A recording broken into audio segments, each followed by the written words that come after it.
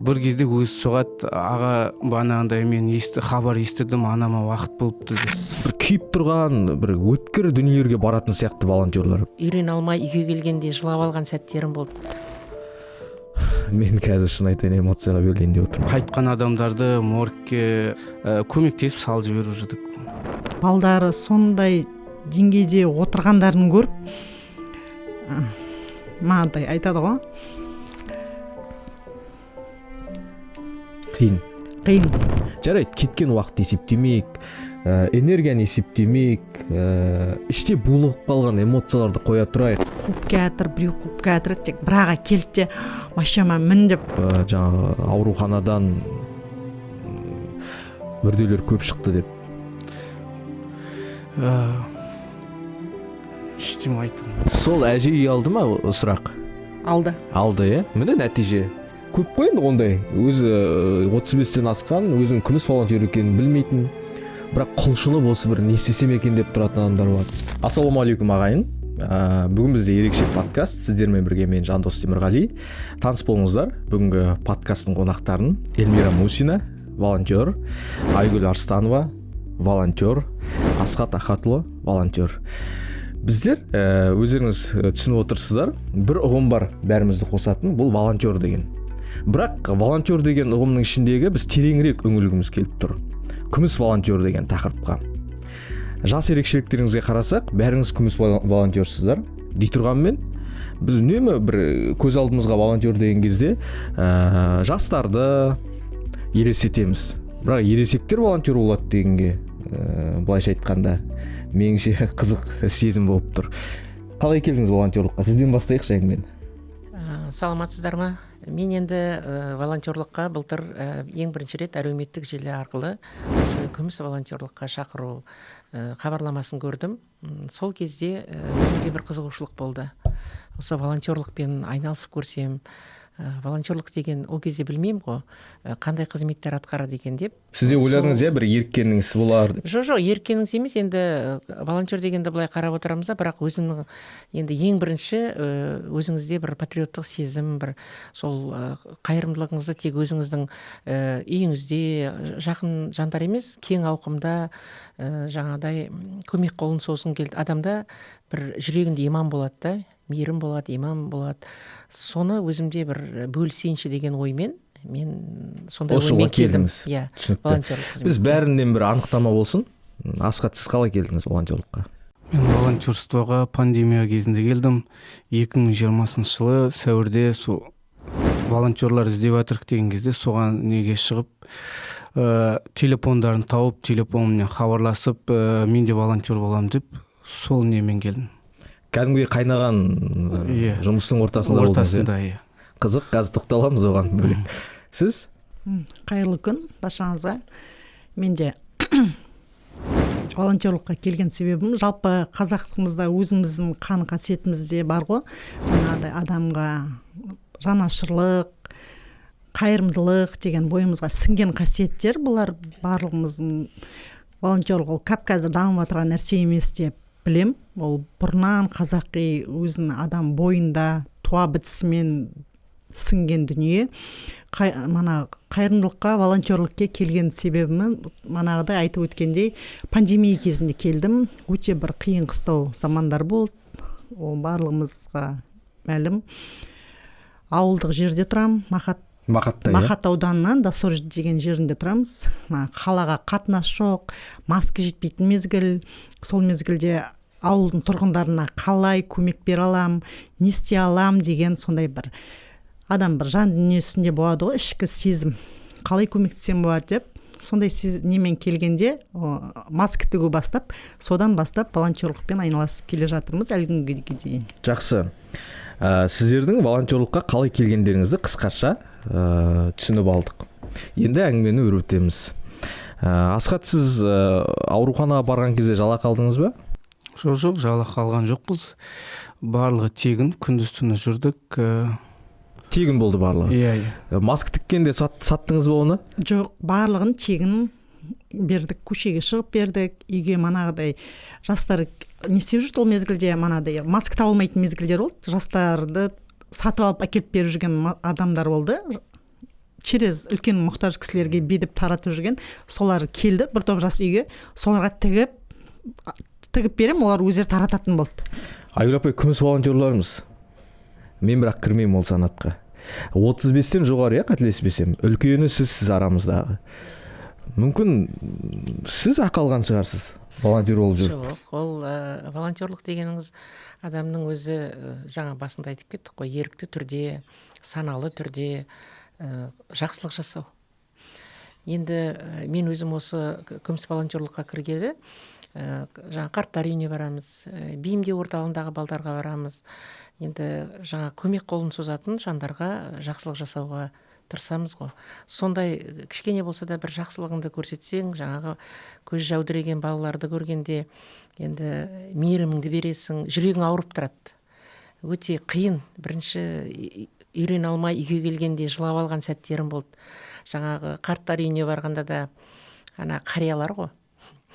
Сонда жәутеңдеп отырады да, бір өзіңнің анаңды, өзіңнің әкеңді көз алдыңа елестетесің де, соншалықты жаңағы балаларының соншалықты жүректерінің қатты болып, неге мейірімсіз болды екен деген сезімде болдым.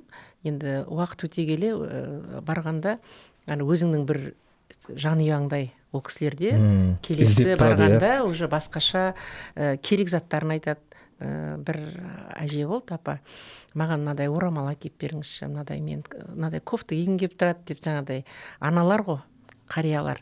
Сондай сәттер болады. Жаңа бейімдеу орталығына барғанда да әртүрлі жастағы балалар ғой, балапандар ғой. Қазір оған тоқталамыз. Мен неге сұрап отырмын? Бәріңізден, неге жаңа жалақы аласыздар ма, сіз маска саттыңыз ба, жаңа ақша алған кезіңіз болды ма, немесе Асхаттан ауруханаға жалақы алдыңыз ба деген сияқты сұрақтар қойдым. Оның басты себебі, менің түсінігімде бұрын волонтер деген мүлдем басқа болатын. Ойлайтынмын, ол бір жалақыға байланған, істеген ісіне ақша алатын адам деп ойлайтынмын. Бірақ мен түсінгенім, жаңа сіздерден де оны нақтылап алдым. Волонтер ол ешқандай да ақы алмайтын, өзің қалауымен бір жақсылық істеуге асығатын жан. Осылай деп алайық анықтамасын. Сіздердің сөздеріңізден алып отырғаным. Енді әрбір жаңағы істе ақша болуы тиіс. Бірақ тағы да айналып келгенде волонтерлар ақша алмайды бір тиында. Волонтер уақытқа байланбайды, солай ғой. Волонтерда жаңағыдай тығыз кесте жоқ, белгіленген өзінің жұмысына ерікті түрде барады және атқарады. Жаңа бізде арамызда Асхат айтты, мен ауруханада болдым деп. Бір қиын болса да сол кездерге оралайықшы. Енді ол ел басына түскен сондай нәубет қой, былайша айтқанда. Пандемия болды. Мен естідім, жаңа ауруханадан мүрделер көп шықты деп. Тасыдыңыздар ма, құтқарып қалған адамдарыңыз көп болды ма, әлде мен қазір шын айтайын эмоцияға берілейін деп отырмын. Әлде сол кезде жаңа қайтыс болған адамдардың қаралы хабарын жеткізген кездер көп болды ма? Біздер сонда адамдарға көмек керек дегесін бардық. Сол бана кислород жалғау, анау соған өзі нелер медбикелердің оған күші жетпейтін болды. Баллондардың салмағы дейтін 70-80 килограмм болды. Соларды біз тасып адамдарға жалғап беріп отырдық бана. Солар жалғап кейбір банағы қайтқан адамдарды моргке не істеп жіберіп жүрдік. Көмектесіп салып жіберіп жүрдік. Сондай жұмыстар жасадық. Сол басынан өткен оқиғаны айтайын. Содан сөйткізіп іште баллон тасып жүрген кезде сыртта бір бала жыламсырап жүр екен. Сосын бауырым не болды, қандай шаруа, қандай көмегім керек деп едім. Іште анам бар еді, содан не хабар ала алмай жатырмын. Бана нелерден сұрасам ешкім ештеме айтпайды деді. Сосын мен айттым, мен қазір ішке кіріп жүрмін. Қазір сенің анаңның хабарын біліп берейін, жағдайын. Ол айтады, мен анама дейтін бір емдік су алып келіп едім, соны берейін деп едім, шипа болар деді. Жарайды, қазір мен анаңды барып іштен біліп келем, аты жөнін толық сұрап алып, сосын суыңды да бересің, телефонмен де сөйлестірем семен деп. Жарайды деп ішке кіріп кеттім, телефон жазып алып баланы. Ішке кіріп, екінші этаждан іздеймін, үшінші этаждан іздеймін, бәрінен сұраймын. ешкім білмейді. Соңында біреуден сұрасам, медсестрадан, ол айтады, кеше дейтін бірге моргке салып жіберген кісіміз сол ғой дейді да. Енді анадан кейін ана балаға не айтарымды білмей қатты не істеп қалдым, абдырап қалдым. Не айтарымды білмей, шынымды айтсам айтқан жоқпын. Сол іште жұмыс жасап жүре бердім. Енді айтайын десем, өзім ауыр болып тұр, банағындай не істеп алам ба деп. Бір кезде өзі соғады, аға банағындай мен хабар естідім, анама уақыт болыпты деп. Мен айттым, мен сізге айтайын деп едім, бірақ өзім сізге айтуға жүрексіндім, типа ондай қаралы хабар жеткізгім келген жоқ деп айтқан. Ондай оқиға көп болған шығар, Ондай оқиғалар көп болды. Бұл жерде бір жүрек, адамның, волонтер, қазір бәріміздің көңіл күйіміз түсіп кетті. Бірақ волонтердің өмірінде мен білуімше осындай эмоцияға берілетін, кейбір сәттерді тікелей өзінен өткізетін оқиғалар көп болады, Жаңа қарттар үйіндегі жағдайды айттыңыз, Айгүл апай. Сондай жәутеңдеп қарап отырады барлығы деп. Меніңше бір күйіп тұрған, бір өткір дүниелерге баратын сияқты волонтерлар. Біз әдетте, мен өзім журналистпін ғой. Журналистер барады деп айтатын едік, бірақ қазір бір ғана Асхаттың оқиғасынан мен ойымды өзгертіп отырмын, шынын айту керек. Өте ауыр нәрсе негізі. Өте ойлаған адамға сіз де күрсініп отырсыз, Айгүл апай. Үлкен жүрек болу керек, үлкен жүрек болу керек. Жаңа айтып отырдым ғой, әңгімем бастағанда, бейімдеу орталығындағы балалардың өзі тағдыры әртүрлі. Олар мейірім көрген жоқ, оларда қазір қамқорлық. Сол жаңағы қиын қыстау кездегі жаңағы жағдайы төмен, неше түрлі зорлық-зомбылық көріп отырған, үйінен кеткен жаңағы әйел адамдар, аналар, балаларымен, олардың бәрі былай қарағанда өмірден күдер үзеді. Эмоциональный тұрғыда олар жаңадай шаршап кетеді өмірден. Сол кезде біздер енді волонтерлар сондай мекемелерге барған кезде ең бірінші бір рухани тұрғыда олардың ортаға, қоғамға деген көзқарастарын өзгертуге тырысамыз да. Өзіміздің мотивация береміз. Арасында өзіміздің өмір, енді осы жасқа келгенше өмірде талайды көрдік қой. Қиыншылығы да болды, ауыртпашылығы да болды, басымыздан өткен. Сондай кездерде жаңа кейбір аналарға өзіміздің өмірден өтіп, осындай балалардың болашағы үшін сіздер мойымауларыңыз керек. Осыларды дұрыс тәрбие беруіңіз керек. Олар балалар сізге қарайды қазір деген сияқты көптеген кез келген волонтерда ең бірінші жаңағы сіз айтқандай үлкен жүрек болу керек. Сосын мына психоэмоциональный тұрғыда өте мықты болу керек. Эмоцияға берілмеуіміз керек. Сондай бір сабырлық болу керек. И барғанда өзімізде айтып отырмын, ондай ортада өзіңізді жаңағы келген жеріңізде, біздің енді көбіне сондай жерлерге барамыз ғой енді. Шыққан кезде аз да болса сол жерде бір қуаныш сыйлап, мейірім сыйлап, жаңа көңілдерін көтеріп кетсе, сондай кезде біз өзіміз бір бақыт сезінеміз да. Эльмира ханым, сіз жаңа айттыңыз, Доссорда волонтерлықты сол кезде пандемияның кезінде дамыттық деп. Маска дегеніңіз де өте қажетті дүние болды, бірақ қазір күміс волонтер болып статусқа иеленгеннен кейін біздің жалпы өңірімізде 2 жыл болды ғой жүзеге асып жатқан күміс волонтерлықтың. Сіз осы санаттасыз. Қазіргі қызметіңіз мүлдем бөлек сияқты мен білуімше. Жаңа сұхбат басталмай тұрып сұрағанда сіздің волонтерлығыңыз балалармен байланысты сияқты. Осы туралы айтып өтсеңіз. Қазіргі сол кездегі волонтерлықпен дамытып, қазірде де соны ары қарай тереңірек дамытып жатырмыз. Себебі сол маска таратып жүрген кезінде бастап уже біз отбасыларды құтықандай ауыл болғанымен біз білмейміз екен. Әркім тағдырын, қалай өмір сүріп жатыр. Мен Доссордың өзін туып өскен тумасы болсам да, ауылымның манадай тұрмыс деңгейін білген жоқпын. Әркімнің үйіне кірген жоқпын. Қалай тұрып жатыр, не жеп жатыр, онда да білген жоқпын. Жүре бара көріп, мұқтаждығын анықтап, үйге мұқтаж екенін, балдары сондай деңгейде отырғандарын көріп, мағдай айтады ғой. Қиын. Мен өзім көп балалы ана болғасын. 9 балаңыз бар, Бармыз, шүкір. 7 балам бар. Мынадай. Неге біздің Қазақстанда сондай аналар көп? Неге балдар жылау керек? Неге сондай жоқты көру керек? Деп жүрген кезде манадай әртүрлі нелерге шығып, қорларға шығып, қазіргі таңда сол Доссор Махат ауданында 18 отбасыға үй алып бердік.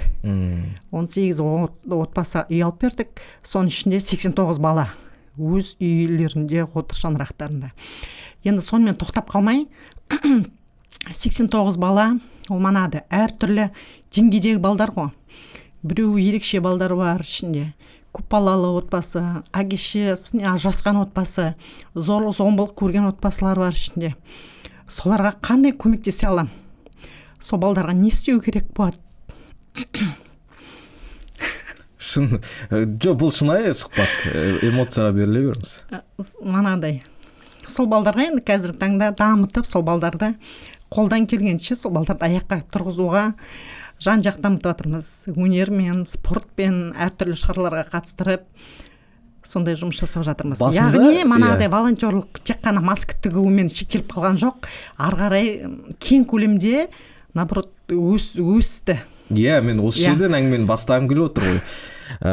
Волонтерлықтың меніңше түрі көп сияқты, бірі жануарды қамқорлайды, бірі тағы тамақтасуда жүреді, өткенде экологияда бар, өткенде анау су тасқынының кезінде көрдік, енді мен шынын айту керек, бір ғана волонтерлықпен шектеліп қалған тұғын бұрындары.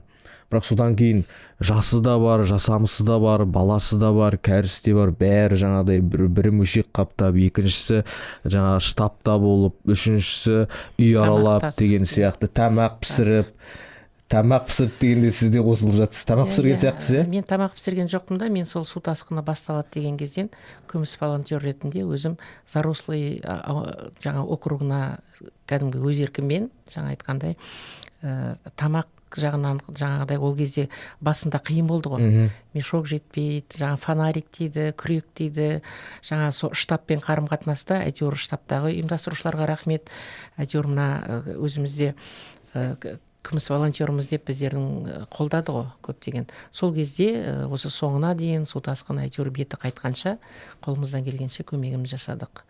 Енді жаңа біз енді күміс волонтердің өзі осы 2 жылдай жұмыс жасап келе жатыр.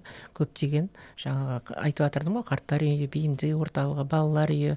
Онымен қоса тек қана ондай емес, мысалға былтырлары біздер мектептерге бардық. Мектептерде осы бата беру, сондай шаралар ұйымдастырылды. Экология саласынан тек қана бұл бір саламен кетпейді ғой. Күміс волонтердің өзі бар жағынан қолдау табады.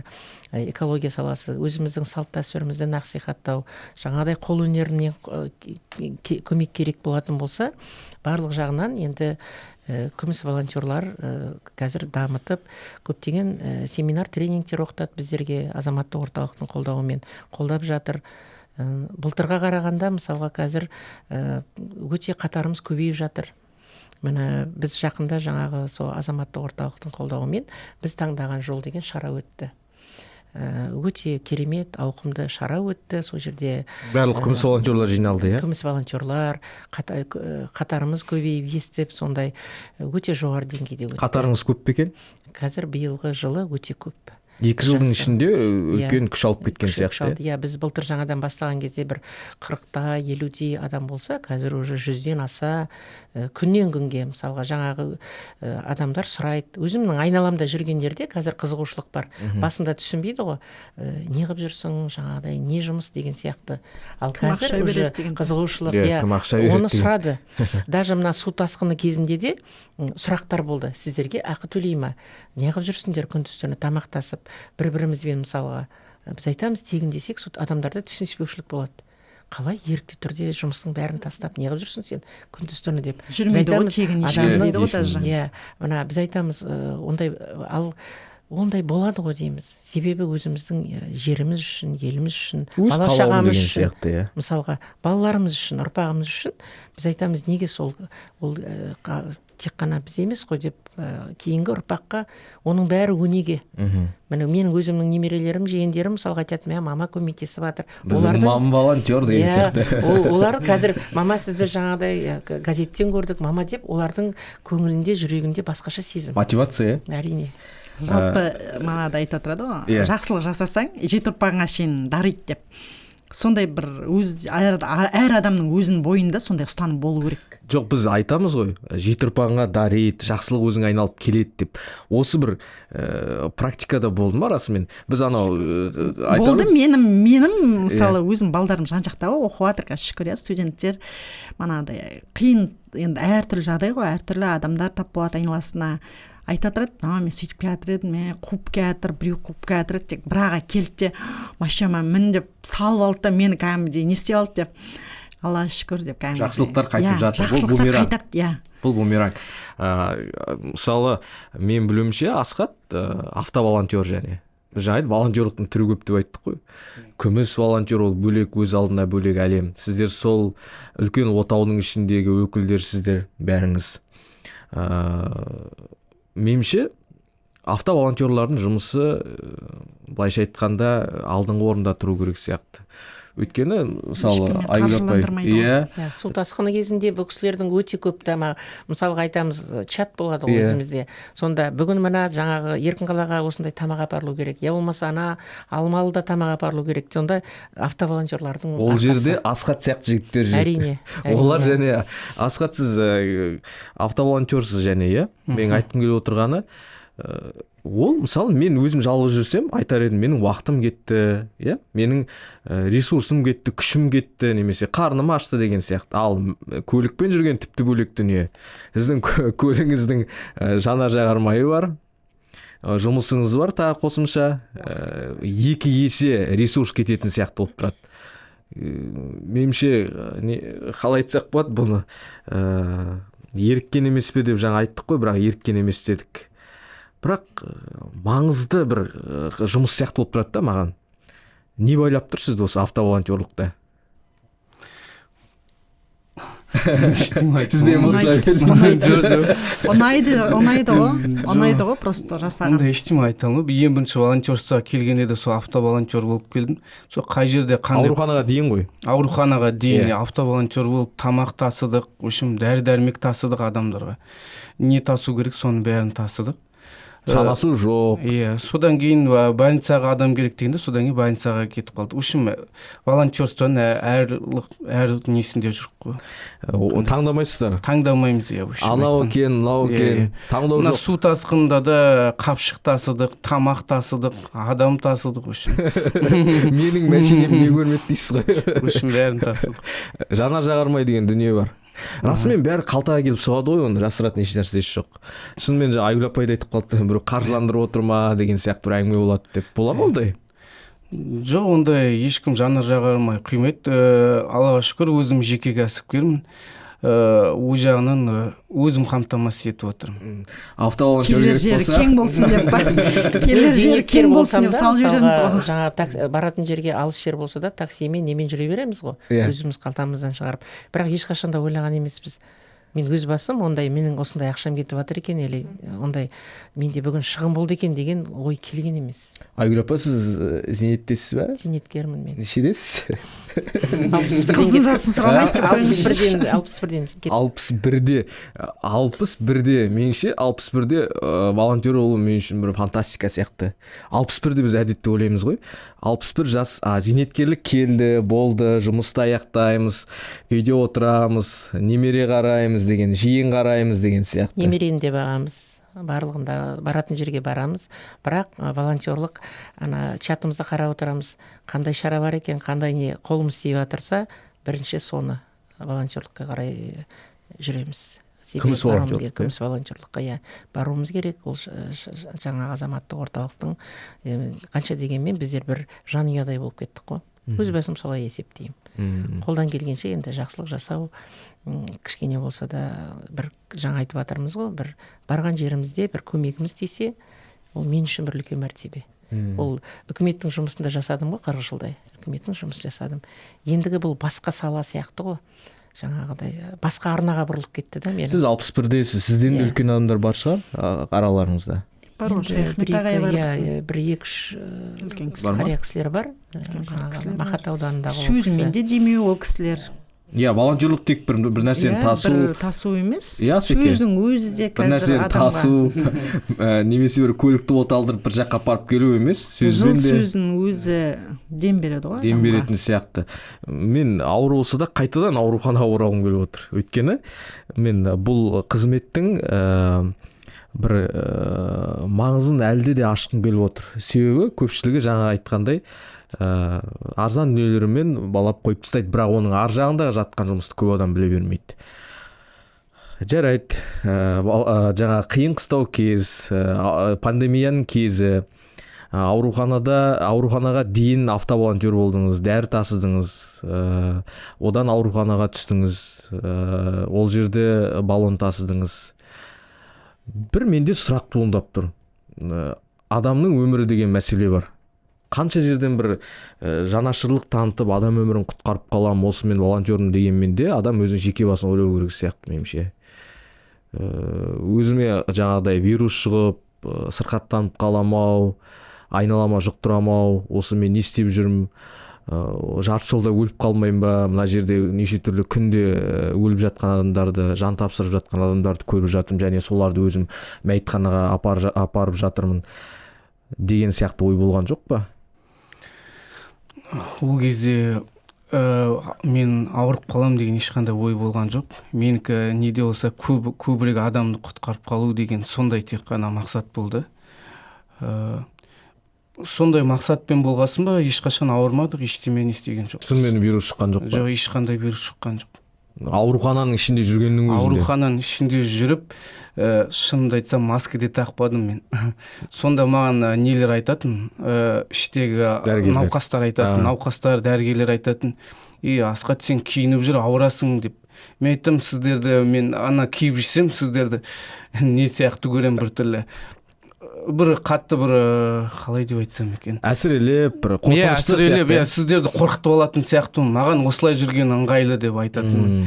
Егер мен де ауырып қалсам, қастарында 24-те 7 жүрем, зато көбірек көмектесем деп, сөйтіп әзілдеп қоятын едім. Сосын біреулер емделіп шығып жатса, соларға қуанатынбыз, емделіп шығып жатыр деп. Әйтпесе көбі ойлап қалды, бұл аурудан жазылмаймыз тек. Не деп? Өлеміз. Өлеміз деп солай ойлап жүрді адам. Жаңағы 70 келілік, 80 келілік баллон тастық дедіңіз. Жетпей қалған кездер болды ма? Асығып, осынша. Енді ол аурухананың іші екінші қабаты бар, бірінші қабаты бар, үшінші қабаты бар. Лифт жасамай қалатын кездер болады деген сияқты. Сондай бір өмір мен өлім арасында болған сәттерді айтсаңыз. Лифт жасамай қалған кезде екі адамды сол 3-ші этажға шейін баллонды қолмен көтеріп жүрдік біздер дейтін. Басқа уақыттарда лифтті жасап жүрд, бірақ таситын жеріміз ол лифтімен барған өзіне де 200 метр, 300 метр жерге шейін қолмен тасыдық деген сияқты. Жан алысып, жан берсесіздер.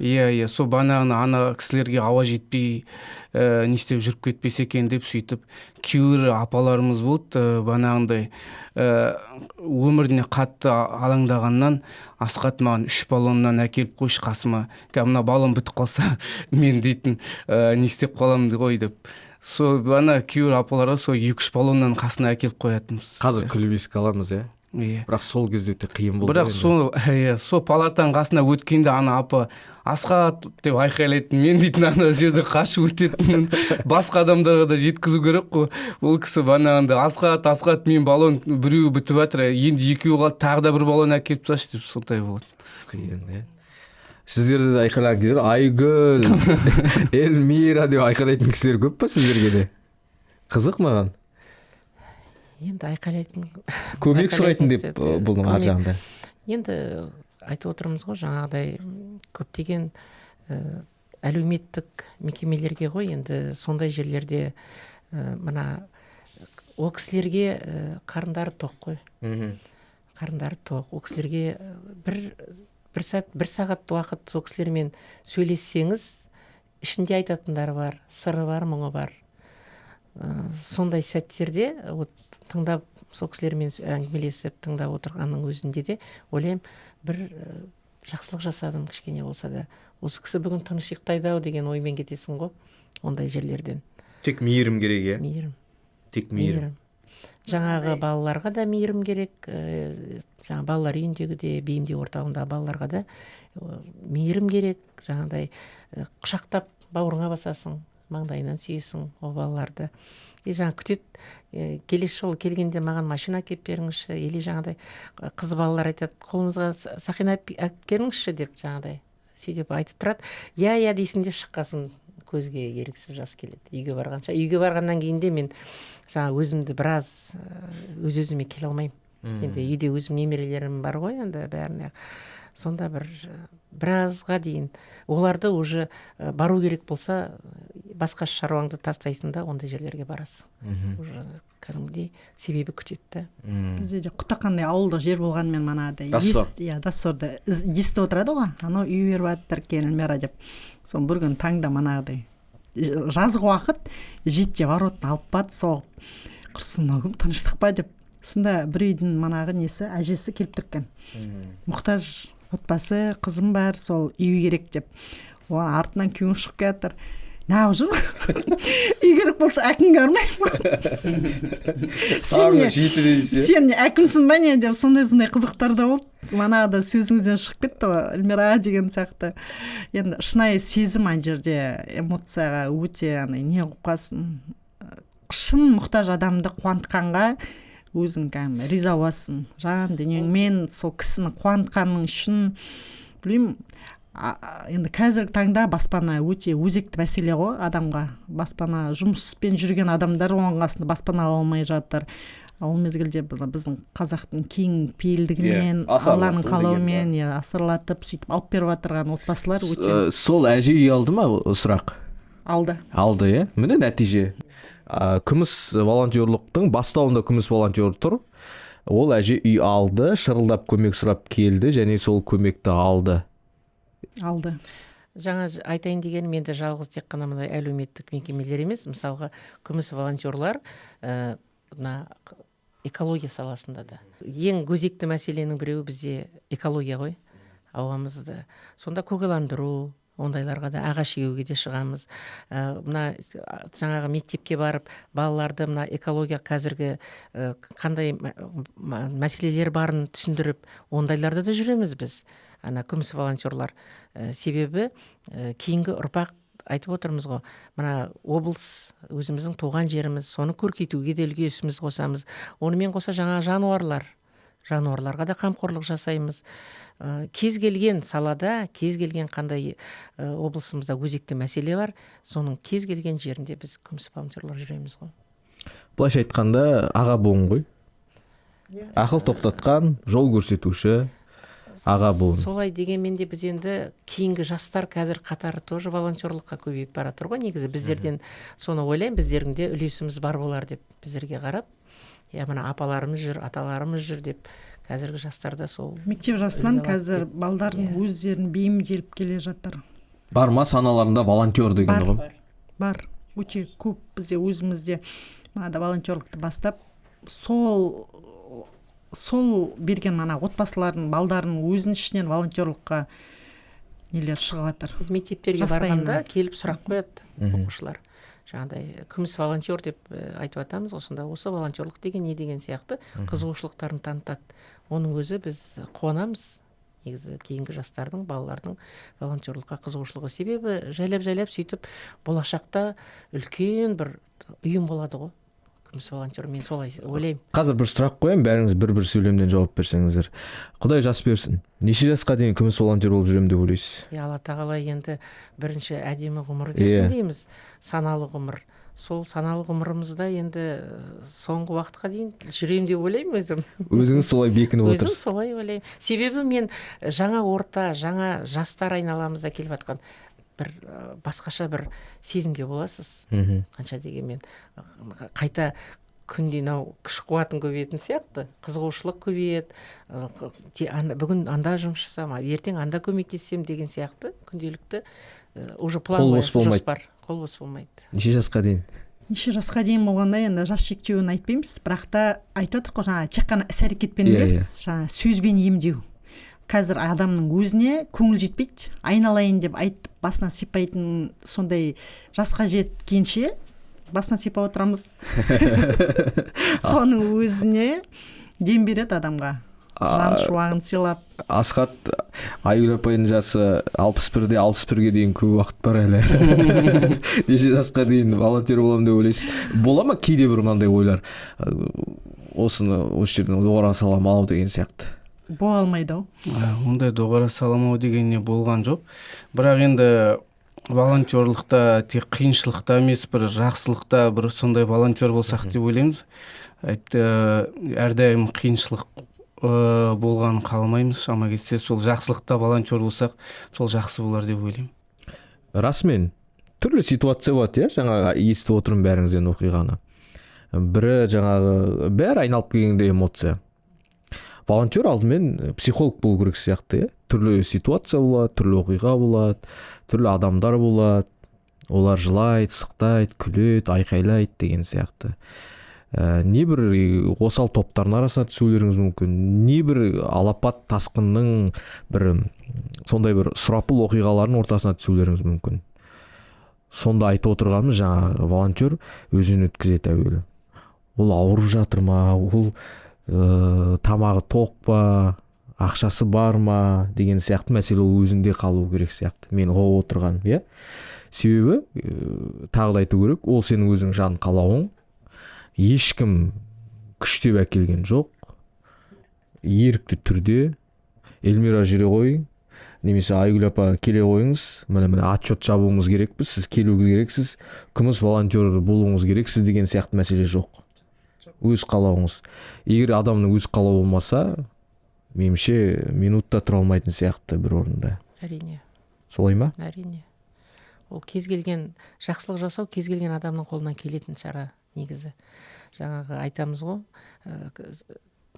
бағана айтып жатырмыз ғой, енді тұрмысы төмен, қиын жағдайға түскен адамдардың өзіне мотивация беріп, сондай көмегімізді берсек, келесі жолы ол адамды ойлаймын, содан мен мынадай жасауға болады екен деп, біздің осы ұстанымымызды, бізден алған кішкене жаңағы демеуімізді басқа адамға жасауы мүмкін. Содан жақсылық көбейеді, содан айналамызда жаңағы Асхат мырза айтқандай, жақсылық көбейген сайын қуаныш көп болады.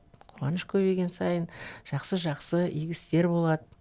Басқаша деңгейде керемет бірнеше жылдан кейін жаңағы айтқандай мүмкін 90-ға келіп отырсам, сол кезде мүмкін қарттар үйі болмас, жетімдер үйі болмас, бейімдеу орталығы болмас.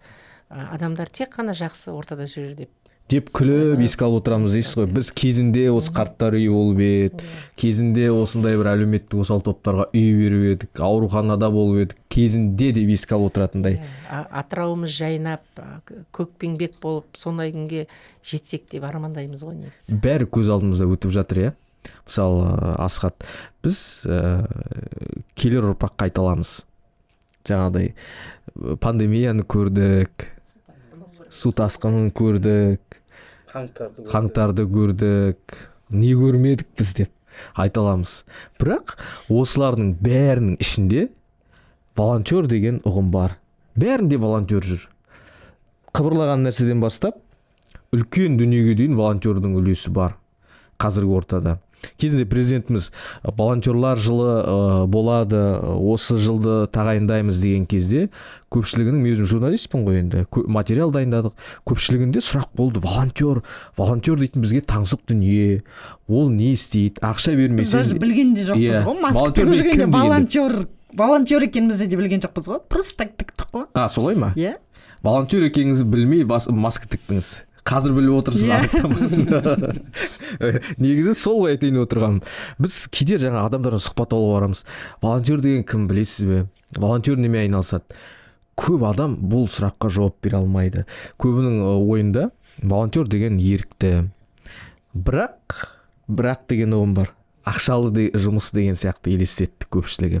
Қазір шүкір, көп уақыт өтті арада. Волонтер деген жаңа ұғым қалыптасты көпшілігінің көкейінде. Түрлі оқиғалармен өріліп жатыр, және ол бізде иммунитет қалыптасты деп айтсақ болады. Қиын жағдайлар болып жатыр.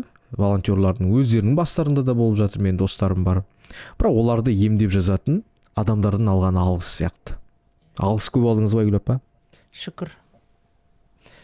отырған жерде де айналаңда да ол кез келген жерде волонтердың әңгімесін қосып айтамыз. Себебі өмір дағдыңызға айналып кетті, иә. Себебі мен су тасқыны кезінде де өзіміздің де жеке чаттарымыз болады ғой. Сол жерде салып тұрам. Мысалға білмейтін сыныптастар бар, басқа да көп қой енді қарайтын тыңдармандарымыз, оқырмандарымыз. Сонда оларда қарап негізі қызығушылық пайда болады.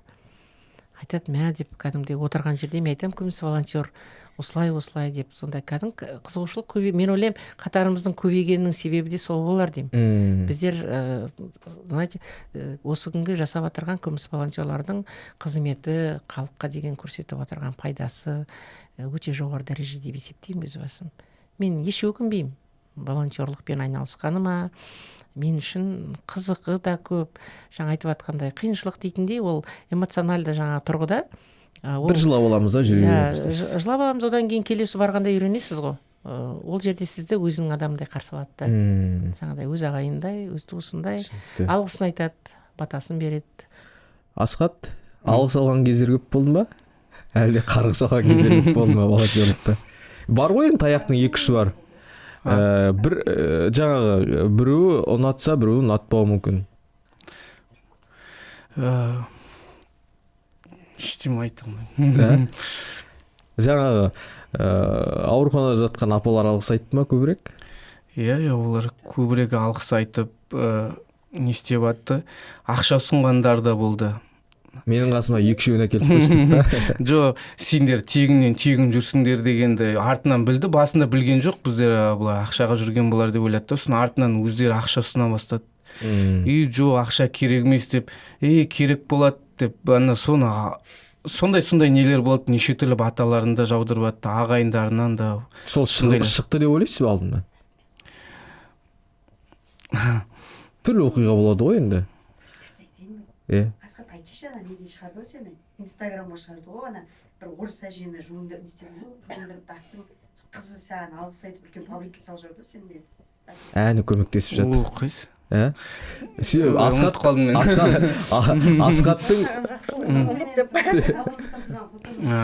Асхаттың өзінің болмысы сондай болып тұр ғой. Жұмсақ. Иә.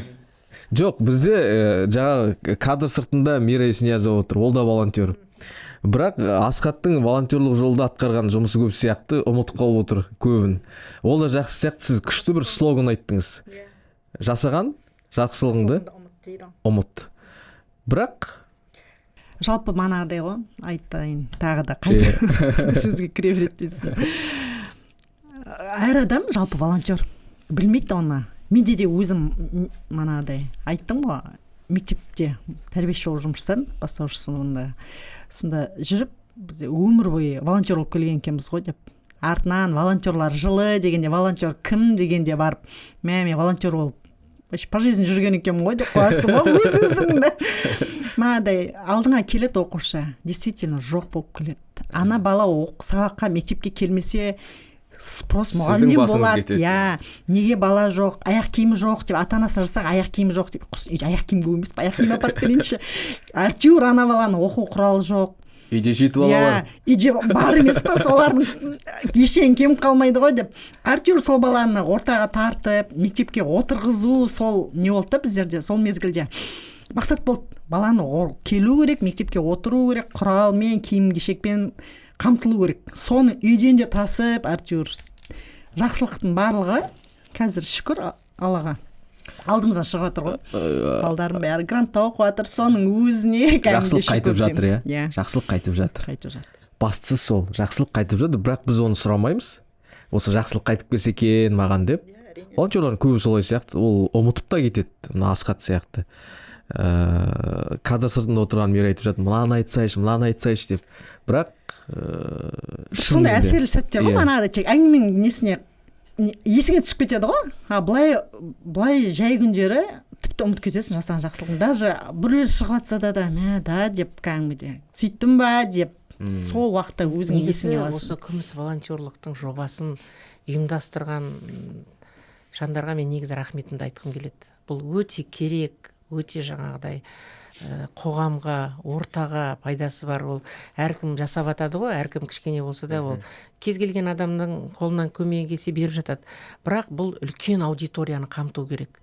Тек қана облыс көлемінде емес, бүкіл елде, Қазақстанымызда енді қазір біздің облыстағы осы күміс волонтерді мен өзі мақтанышпен айта аламын, алдыңғы қатарда деп есептеймін. Себебі мен жаңағы әлеуметтік желіден, Инстаграмнан, барлық жерден, мына Қырғызстанда да бар, күміс волонтерлар оқимын, кейбір облыстарда да бар ғой, бірақ біз сияқты дамымаған. Себебі біз жасап атқан осы жұмыстармен ол жақтікін бүйтіп салыстырамын да, мә біз мынаны бүйтіп жатыр екенбіз деген өзімде бір мақтаныш сезімі болады. Мақтаныш кернейді. Қатарлығыңыз бар ғой енді. Көбіміз бәрі зейнеткер ғой енді 61-ден асқаннан кейін.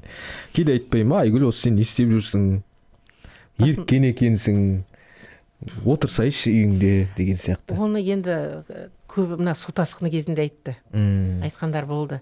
Себебі мен ана класстастарға айттым. Не істеп жатсыңдар, шықсаңдаршы.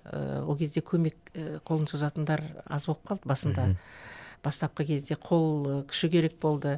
Сонда айтты маған, үйіңде отырмайсың ба деген кездер болды ғой. Бірақ уже адамға ойлаймын, ісіңмен, әрекетіңмен, сөзіңмен, оны қалжыңға айналдырмай, кәдімгі дұрыс түсіндіріп айта білсең, айта білу керек оны да. Оның жаңағыдай қаншама адамға шапағаты бар, көмегі бар. Ол жеткізе білу керек негізі. Түсіндіріп, жеткізіп, ол сенің еркеннен жұмыс емес екен. Ол кішкене болса да өзіңнің адамға деген, қоғамға деген пайдаң. Асхат бізде сөйлемейді көп. Бірақ мен сөйлейін оның орнына. Мен шын айту керек, жақсылық ұмытылып кету керек деген сияқты мәселе айтылды ғой, әңгіме айтылды. Бірақ мен бір оқиғаны айтқым келіп тұр. Оны негізі Асхат, мен бәріміз бір ортадамыз. Айтқанды жақсы көрмейді. Бірақ мен осы жерде келіп тұр, ұтымды сәті келіп тұр нағыз айтатын. Сол пандемияның кезі менің жаңағы үлкен кісім шал мен кемпірдің баласымын ғой енді. Сол кезек мен қызметте жүріп әжеме жұқтырдым. Ол ауруханаға түсті, кейін атам қатты сырқаттанды. Қызулайды, қайта қызулайды. Жаңа білмейміз біз неге қызулайды ол. Содан мен жаңа танысқа шықтым, анда шықтым. Үйге жедел жәрдем шақырып ауруханаға салып жібердік. Содан атам ауруханаға бармайым дейді. Біз бар, бізге жұқтырасыңыз, қайта ауырасыңыз қайтадан деп айтамыз. Өпірім деп жүріп ауруханаға салып жіберсек, үйге қайтадан жіберді. Атам қуанып келіп тұр, мен жатқызбады деп. Қолымда пакет. Содан менде бірақ іштей бір дабыл орнады. Неге ол ауруханаға жатқызбады? Ковид емес екен ол кезде. Сосын жарайды, жаңа ол күн жексенбі болатын. Қайта анализдерден өткізейік деп өткіздік. Қиын кез өте, дәрігер табу қиын, ауруханалардың бәрі карантинге жабық. Сол дәрі жоқ. Сол кезде біз тағы да жүріп ауруханаға бардық. Сөйтті де менің жаңа атама өкпе қатерлісі деген диагноз қойды. Тура сол қиын кез. Не баллон жоқ, не поликлиникаларда қазірге самсап тұрған кислородты аппарат жоқ, жағадан келіп жатқан кез, сол нағыз пандемияның қызып тұрған шағы. Содан менің білетінім Асхат, Асеке осындай баллон керек деп. Негізі әңгіме олай болмаған сияқты ұмытып отырмын. Қысқасы маған Асхат баллон әкеліп берді. Баллон кәдімгідей кислородпен, сол жан тапсырғанша сол кислородпен өтті. Бұл жақсылық, бір жағынан волонтерлік деп ойлаймын. Ана жақтан жаңағы апауыр баллонды салып, оны әкеліп, орнатып, қойып беріп, жаңағыдай өмір мен өлімнің арасында жатқан адамға алтын уақытын қиып әкеліп беру деген рұқсат қой, Асеке, айтып отырғаным. Енді оны қазір мен шын айту керек, сол менде қалып қойған жадымда жақсылық, сол жақсылық. Себебі мен қатты қиындықты көрдім да сол кезде. Не баллон жоқ, не дәрі жоқ, не дәрігер тапшы, бәлінседе орын жоқ, ол бармаймын дейді бәлінсеге. Содан сол баллонды құшақтап 7 айда өмірден өтіп кетті. Бірақ өле-өлгенше сол баллон басы жағында тұрды. Мен сол жақсылықты айтқым келіп отыр қазір. Сол Асхат өзі айтқысы келмейді. Мен айтып отырғаным. Сондай жағдайлар. Қиын кез Қиын кез. Біз қиын кезге орала бермейік, жаңа кезге келейік енді. Жаңа Қазақстан. Қазір қалай? Волонтерлық бір жолға қойылды дедік. Бәрі жақсы жетіп жатыр. Оқулар бар, тренингтер бар. Күміс волонтерлар өздері чат ашып алған. Солай ғой.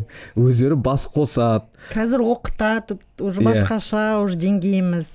Оқулар бар, әртүрлі семинар, тренингтер бар. Жоба жазу, қазір волонтерлікке жалпы азаматтық орталықтан қолдау өте көп. Нақты күміс волонтерлерге. Қазіргі таңда 50 жастан жоғары демеу деген жоба жазуға не істеп жатыр, адамдар шақырып жатыр, тағы да қолдау деген бар.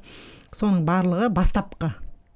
Қазіргі волонтерға қосылуға өте, бізде ол мезгілде қолдау болған жоқ қой. Семинар, тренинг, өзіміз волонтер екенімізді білген жоқпыз. Қазіргі ол кезде жаңадан асылған жоба ғой. Қазір өте жақсы жоғары деңгейде дамып келе жатыр волонтерлық.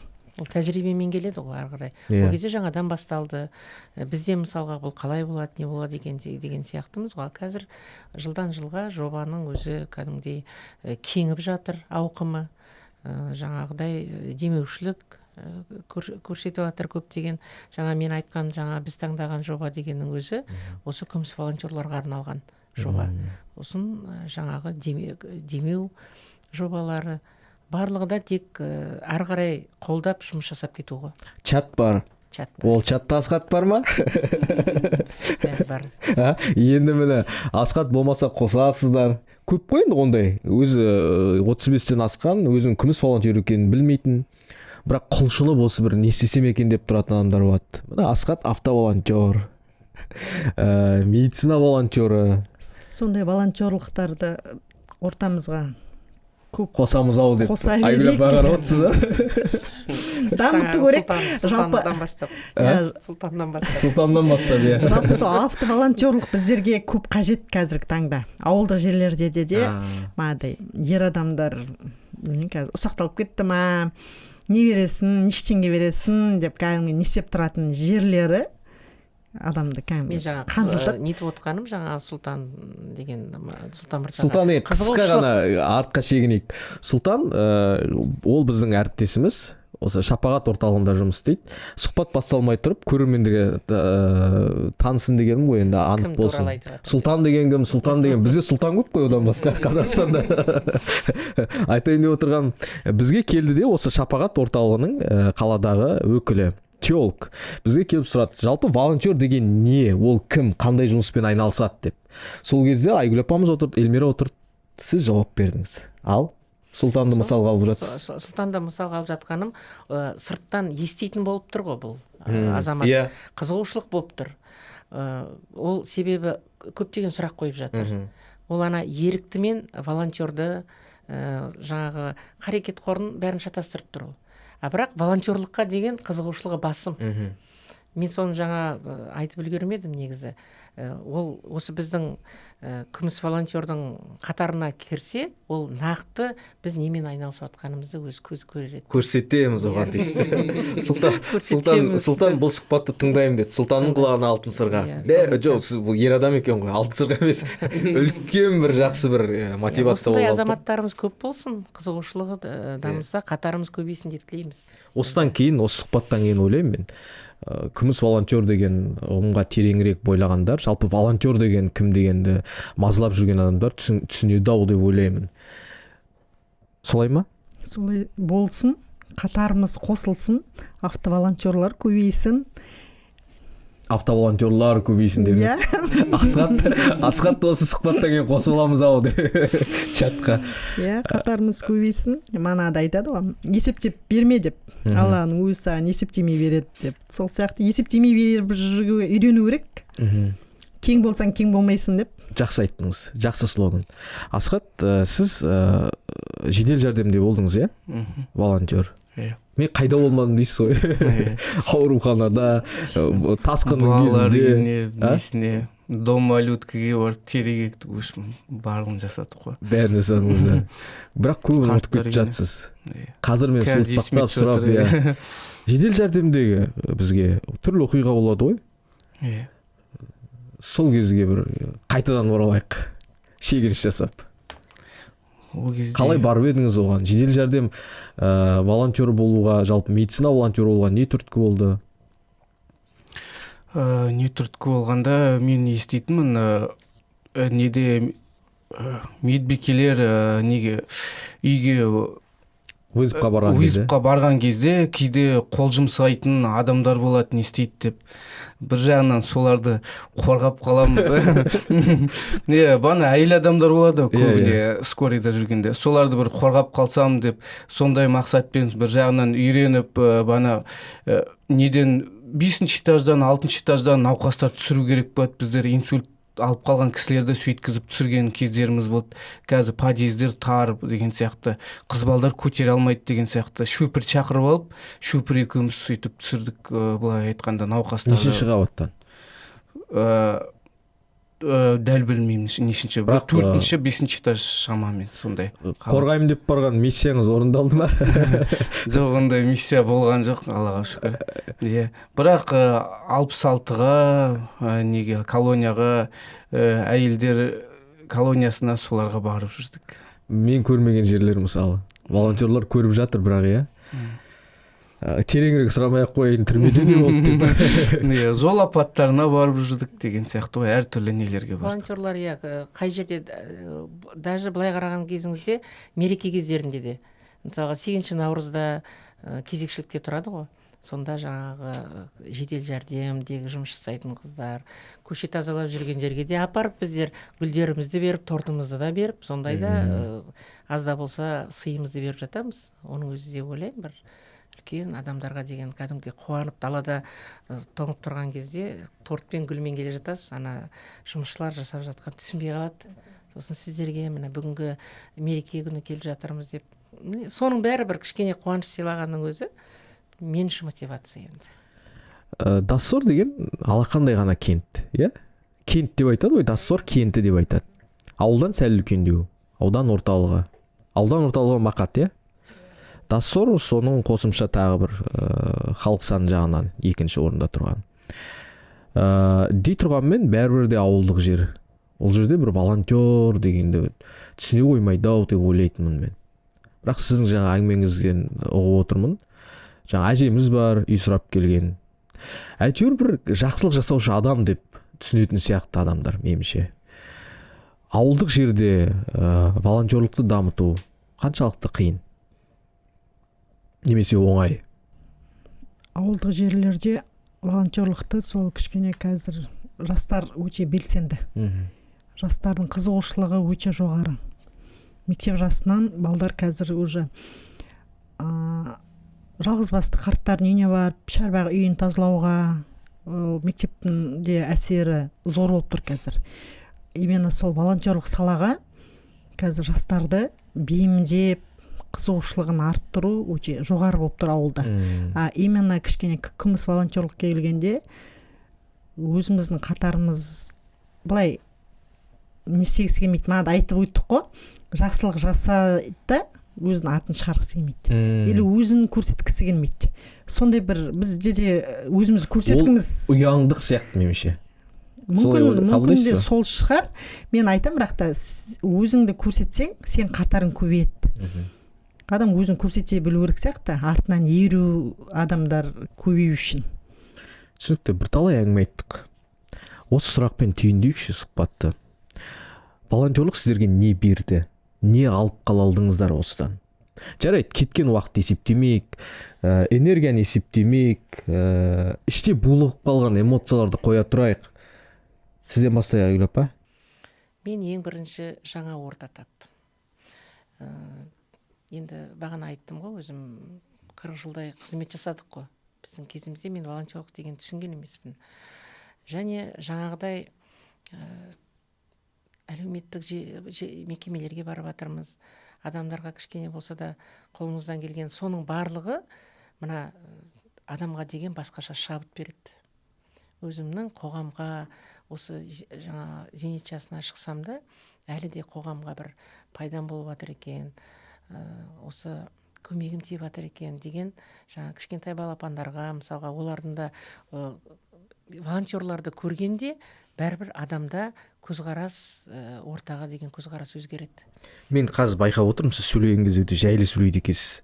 Стресске төзімділік бір қарсы иммунитет беретін сияқты болып тұрады маған волонтерлік. Себебі түрлі оқиғамен Психоэмоциональный жаңағы оң, өзіңіз айтып отырмын ғой, жаңағыдай жерге келесіз, бірінші рет келіп тұрсыз, жаңа өзіңіз айтқандай әртүрлі олар қанша дегенмен эмоциональный адамдар болады.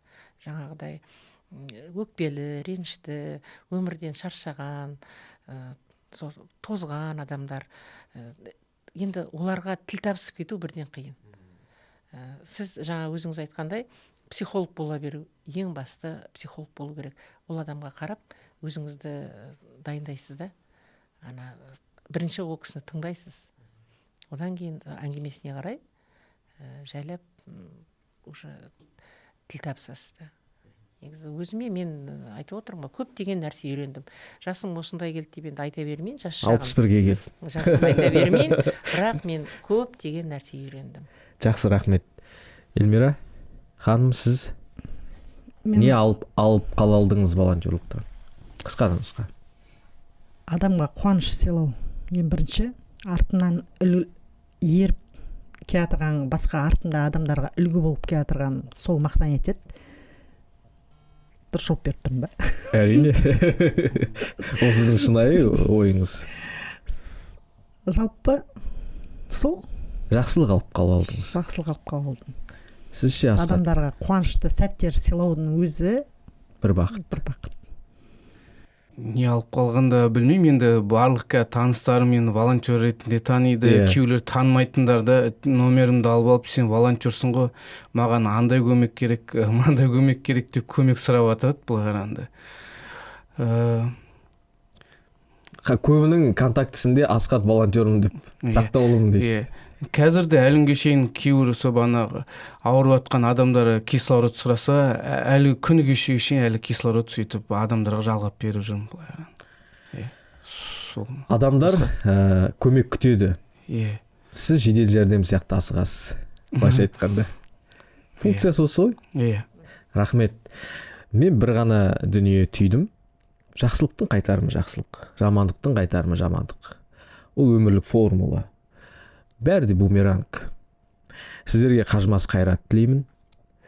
Істеп жүрген істеріңіз көпке үлгі, және ол осылай насихатталуы тиіс.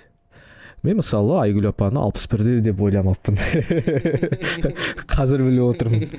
Мен одан да жас шығар деп ойладым. Күміс волонтер енді 35 жастан жоғары деді ғой, плюс 35. Осылай жайнап құлпырып жүре беріңіз. Арамызда көшбасшы болып, мына жастарға көшбасшы болып, үлкеніміз сізсіз ғой қазір арамызда. Осы жерде отырған кезде. Былай қарасаңыз, нұр шашып тұр, оның себебі ойлаймын жақсылықтан шығар деп, адамдарға жақсылық еткен сайын, ол өзіңе жақсылық болып қайтады. Сол жақсылыққа, батаға кенеліп жүре беріңіздер. Біз сұхбатты аяқтаймыз. Рахмет келгендеріңізге, жақсы әңгімемен бөлістіңіздер. Осы сұхбаттың шығуына түрткі болған ол Атырау облысының азаматтық орталығы. Рахмет айтамыз оларға да. Рахмет, бізде рахметімізді. Жақсылық ортаймасын. Рахмет бәріңізге. Асқаттың қолын алып қойын. Сіздің де қолыңызды алып қойын. Бұл жақсылық жасаған қолдар ғой. Рахмет.